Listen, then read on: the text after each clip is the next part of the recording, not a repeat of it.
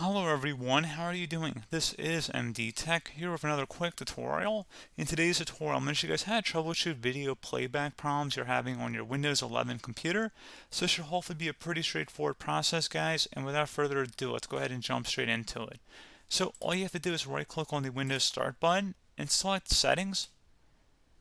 Select System on the left side, and then on the right side you want to scroll down underneath Troubleshoot. Go ahead and left click on that, and then select Other Troubleshooters.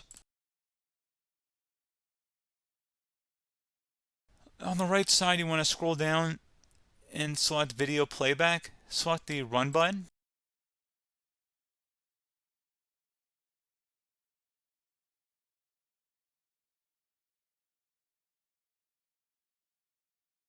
And then select which issues you're having. So whether it's opening video playback settings or there's an issue with the display, go ahead and just select whatever your applicable issue is there, guys.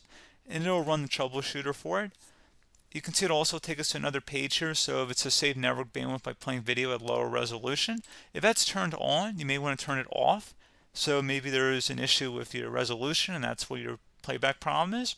However, also if you're noticing if it's buffering really slow, maybe you do want to play it at a lower resolution. So if you go ahead and toggle that to the on position, and then underneath battery options, you can click inside the drop down here. And I would suggest selecting optimize for video quality. That's definitely something I would take a look at there. And then you can also open up HDR, so go ahead and select that. And then if you have HDR settings, if you click inside the drop down, if you have multiple monitors, you can select the individual settings for each monitor.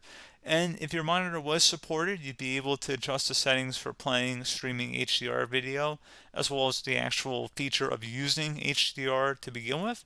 So pretty straightforward process there, guys. Do hope that I was able to help you out, and I do look forward to catching you all in the next tutorial.